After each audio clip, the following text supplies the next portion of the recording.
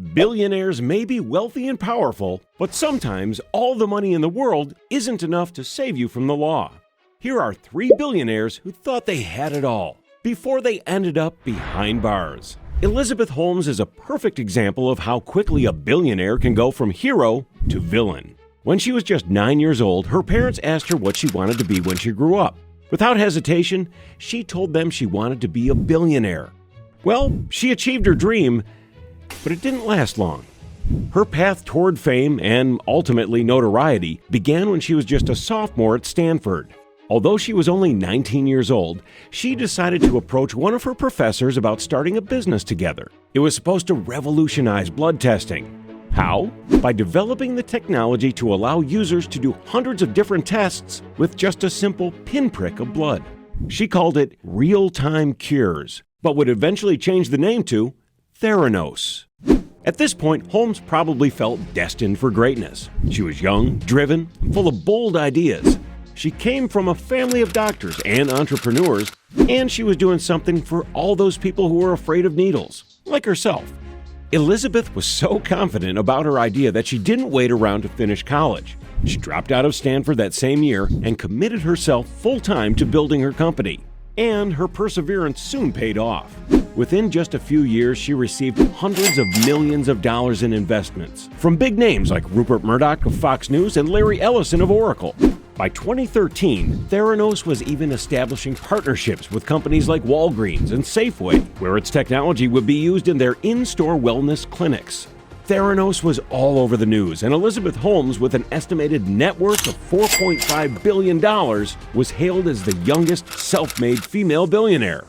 That's when certain things started to, shall we say, hit the fan.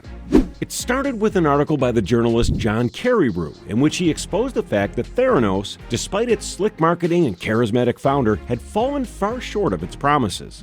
You see, the whole point of the company had been to make blood testing cheaper and more convenient using a simple pinprick of blood. But the article revealed that the company's technology was faulty, and that it carried out the vast majority of its tests on standard equipment that you could find at any diagnostic lab. In other words, Holmes's company was a sham. When the information came out, Holmes scrambled to do damage control. The company website was changed to water down some of its earlier claims, and she even went on CNBC to defend her company. This is what happens when you work to change things, and first they think you're crazy, then they fight you, and then all of a sudden you change the world. That's right. She positioned herself as a noble pioneer getting attacked by small-minded people afraid of change. But it wasn't the boldness of her vision people were worried about, it was the lying. As investigators began to scrutinize her company, it became clear that Holmes had been making false claims about what the company could actually do. And that's when everything came tumbling down. Walgreens ended its lucrative partnership and sued for breach of contract. Theranos had to void the results of 2 whole years of blood tests. And Holmes was found guilty on 4 counts of fraud for making false claims and omitting information concerning the limits of and problems with Theranos' technologies. In other words, for having duped her investors in order to get money out of them. Elizabeth Holmes is set to start her prison sentence of 11 years and 3 months on April 27, 2023. And based on reports, she'll go to prison confident that she did nothing wrong. Which, considering what she did, makes me wonder if she really believes her own lies. The next billionaire who had to trade his business suit for an orange jumper is similar to Holmes in that he didn't seem to accept that he did anything wrong. In fact, he even said, "If I live the rest of my life in prison, I will always be at peace with the way I conducted myself in business." Strange, considering the fact that this man was sentenced to 110 years in prison for defrauding investors out of $7 billion. I'm talking about Alan Stanford, the guy who ran the second biggest Ponzi scheme in history after Bernie Madoff. By the time he was caught, he had tricked tens of thousands of people out of their life savings and ruined countless lives. It's actually kind of amazing that he got away with it for so long.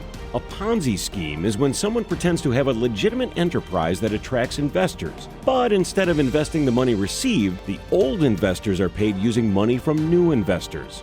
It's a cycle that continues until eventually no new investors can be found and everything falls apart. That's exactly what Alan Stanford did for over 20 years. It started when, in 1991, he created Stanford Financial Group in the Caribbean nation of Antigua. It worked like this. His company would collect investments in the form of CDs, or certificates of deposit, which are investments that can't be withdrawn for a determined amount of time. After collecting the investments, Stanford used that money to fund a lavish lifestyle and make risky investments, all the while assuring his investors that they would receive a good return. Of course, since the money he collected went toward his own private spending sprees, he had to constantly find new investors to keep the flow of money coming in and his original investors happy. He lived a good life on that stolen money. He cruised on his yacht, bought a number of Learjets and helicopters, and built a cricket stadium in Antigua.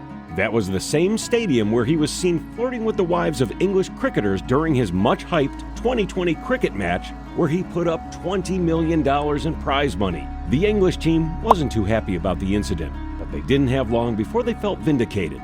Just a few months later, the FBI raided Stanford's Texas office and discovered his trail of lies. When you look at how blatantly Stanford stole from his investors, it's a wonder that he didn't get caught sooner. And the truth is, officials in the Securities and Exchange Commission suspected he was up to no good as early as 1997. But it wasn't until the 2008 financial crash that they did anything about it.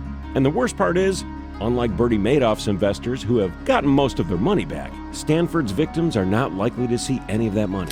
Alan Stanford was sentenced to 110 years in prison for wire and mail fraud, obstruction of an investigation, and conspiracy to commit money laundering. At one point, he was even accused of laundering money through the Gulf Cartel, one of the deadliest cartels in Mexico.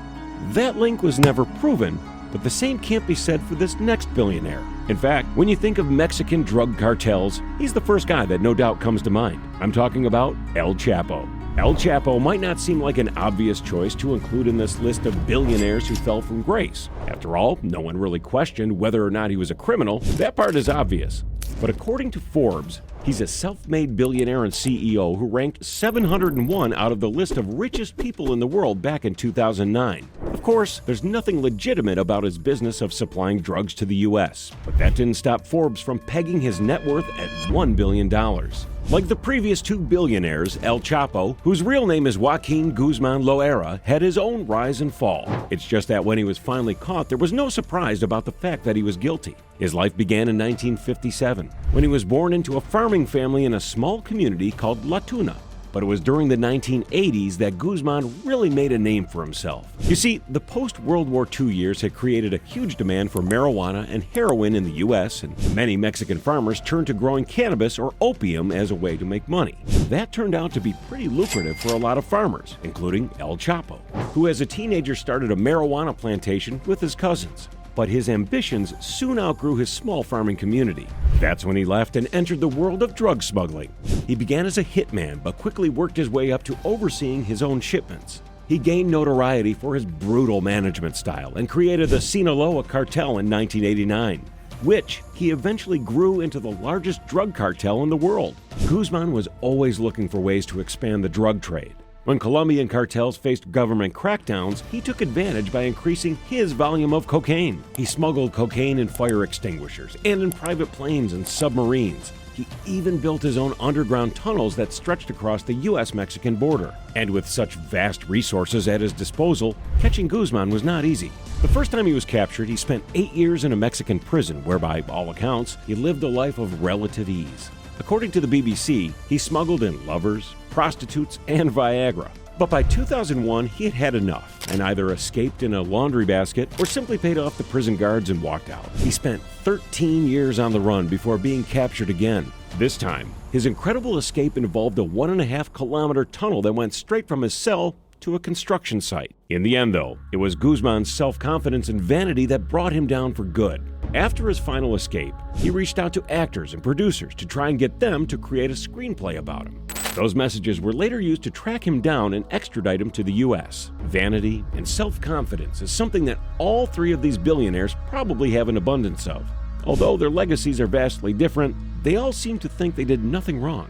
Alan Stanford has repeatedly claimed he's innocent, while Elizabeth Holmes has failed to apologize for defrauding her investors. Even Joaquin Guzman, who committed horrible atrocities against his rivals and helped fuel a drug epidemic, looked shocked when his guilty verdict was read aloud. Of course, After having been one of the most powerful men in the world for decades, it may be that he was simply stunned, having to finally face the consequences of his actions. Oh, how the mighty fall.